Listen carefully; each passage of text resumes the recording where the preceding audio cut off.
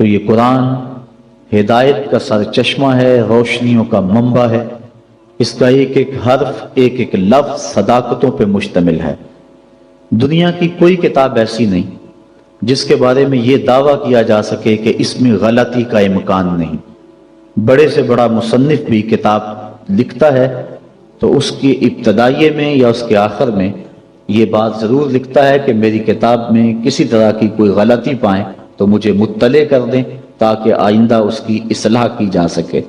لیکن قرآن وہ ہے کہ کھولو تو پہلی بات یہ ملے گی، ذالک الکتاب لا ریب فیہ، کوئی غلطی ہے تو بتاؤ، اس میں غلطی نام کی گنجائش تک نہیں۔ یہ صرف دعویٰ قرآن کا ہے، اور قرآن کے علاوہ کسی کتاب کے بارے میں آپ کو یہ دعویٰ نہیں ملے گا۔ حضرت امام شافعی رحمۃ اللہ تعالی علیہ نے ایک کتاب لکھی اور ایک شاگرد کو کہا کہ اس کو میرے سامنے پڑھو۔ جب اس نے پڑھا تو آپ اس کی کئی غلطیوں پر متنبہ ہوئے کہ اس لفظ کی بجائے یہ لفظ ہوتا تو کیا خوب تھا، اس حرف کی بجائے یہ حرف ہوتا تو کیا اچھا تھا۔ تغیر و تبدل کرتے رہے۔ اگلے دن فرمایا پھر پڑھو، اس نے پھر پڑھا، پھر نئی غلطیوں پر متنبہ ہوئے۔ اس طرح 70 مرتبہ وہ کتاب آپ کے سامنے پڑھی گئی، 70 مرتبہ اس کی غلطیوں پر مطلع ہوئے۔ پھر اس کے بعد فرمایا داہو، چھوڑ دو، شافی کی کتاب اس قابل نہیں ہے کہ اس میں غلطی کی گنجائش نہ رہے۔ یہ اعزاز صرف اللہ کی کتاب قرآن مجید کو حاصل ہے کہ اس میں غلطی کی گنجائش اور غلطی کا امکان موجود نہیں ہے۔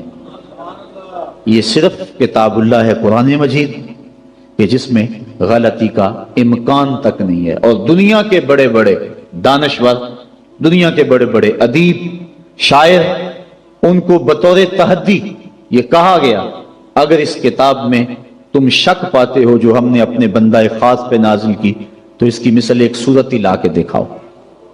اور پھر آج تک کوئی نہیں لا سکا، ممکن ہی نہیں ہے۔ ممکن ہوتا تو کوئی ضرور محنت کرتا۔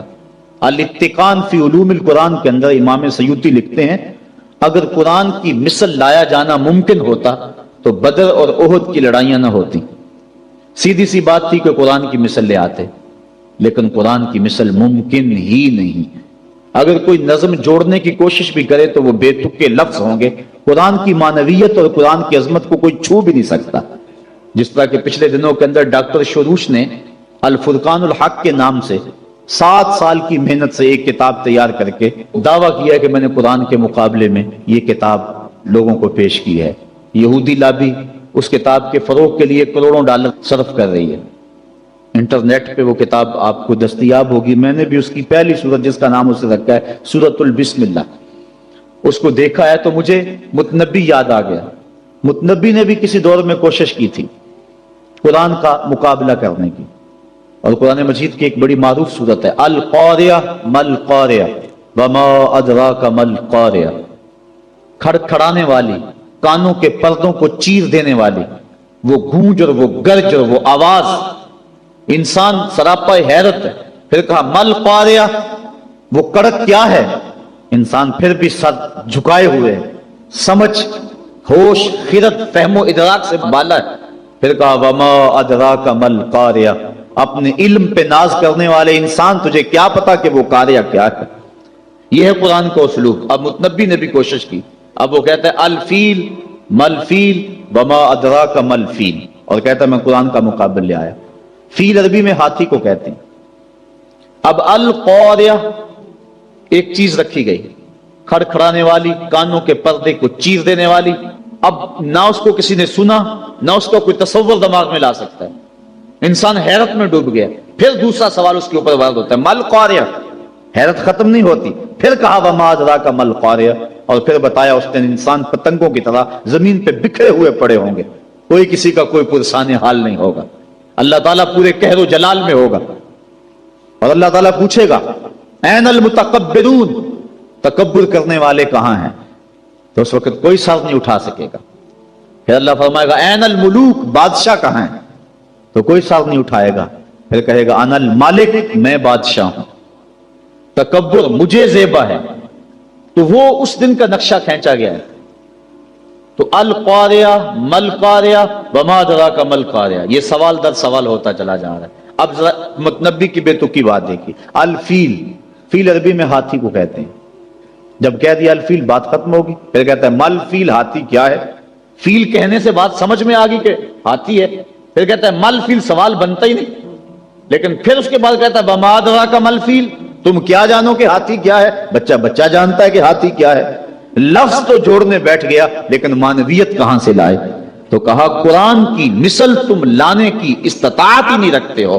تیرے سامنے یوں دبے لچے فصحا عرب کے بڑے بڑے، کوئی جانے کے منہ میں زبان نہیں جسم میں جان نہیں. 7 مہینے تک کعبے کی دیوار سے سورہ کوثر لٹکی رہی تھی، اور عرب کے بڑے بڑے شاعر اور ادیب اور قصیدہ نگار قرآن کی مثل لانے سے قاصر رہے. اور پھر ایک نے آگے اپنی طرف سے یہ جملے لکھا تھا انا اعطینک الکوثر فصلی لربک وانحر ان شانئک ھو الابتر. اس نے آگے لکھا ما ھذا کلام البشر، یہ کسی بشر کا کلام نہیں، ورنہ اس کا مقابلہ ہم ضرور لاتے. دور دراز سے ایک شاعر آیا، اس نے دیکھا، اشش کا اٹھا، لیکن جب اس چوتھے جملے پہ آیا تو حیران ہو گیا. اس نے چوتھے جملے پہ لکیر کھینچی اور آگے لکھا ولیکن ھذا کلام البشر، یہ پہلے 3 کسی بشر کے نہیں، چوتھا کسی بشر کا ہی ہے. یہ قرآن کا اعجاز ہے کہ قرآن کی مثل کا لایا جانا ممکن نہیں ہے.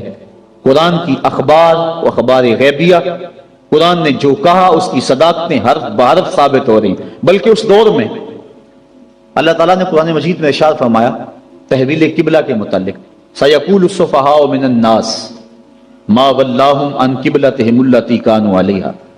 ان قریب بے وقوف کہیں گے کہ تمہیں قبلے سے کس نے پھیر دیا. یہ قرآن نے خبر دی اور یہ اعتراض یہودیوں نے اٹھانا تھا. اب قرآن نے کہا ان قریب بے وقوف کہیں گے کہ تمہیں قبلے سے کس نے پھیر دیا. پہلے بیت المقدس کی طرف منہ کر کے نماز پڑھتے تھے، اب کعبۃ اللہ کی طرف منہ کر کے نماز پڑھتے ہو. تو کس نے پھیرا، کیوں تم اس سے پھر گئے، یہ اعتراض کریں گے. یہ اللہ تعالیٰ نے قرآن مجید میں بیان فرمایا. اب انہوں نے ابھی اعتراض کیا نہیں، ابھی اعتراض کریں گے. قرآن نے پہلے بیان کر دیا. اور یہودی اسلام کی مخالفت میں ایڑی چوٹی کا زور لگاتے تھے اور کوشش کرتے تھے کوئی موقع خالی نہ جائے. اب یہ ان کے لیے موقع تھا. قرآن نے کہا تھا ان قریب کہیں گے بے وقوف کہ تمہیں قبلے سے کس نے پھیرا. تو یہ کس نے کہنا تھا؟ یہودیوں نے کہنا تھا. یہودی کہتے ہی نہ، ان کے دل میں اعتراض آتا بھی تو زبان پہ نہ لاتے اور پھر کہتے لوگ قرآن نے تو کہا تھا کہ لوگ کہیں گے، ہم نہیں کہہ رہے، لہذا قرآن کی بات غلط ہو گئی. ایسا ہو سکتا تھا. اور پھر یہ نہیں کہ اس کا جواب یہ دے دیا جاتا تم نہیں کہو گے تو کل آنے والی صدیوں میں لوگ کہیں گے. لفظ ہیں سیقول السفہاء، سین اور صوفہ یہ مستقبل قریب کے لیے آتے ہیں. یہ نہیں ہے کہ دور جا کے کہیں گے، ان قریب کہیں گے.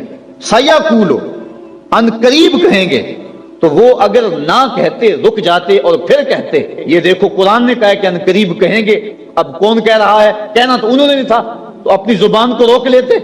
لیکن روک نہیں سکے. یہ قرآن کی صداقت ہے، جو انہوں نے کہنا تھا قرآن نے پہلے ہی بیان کر دیا.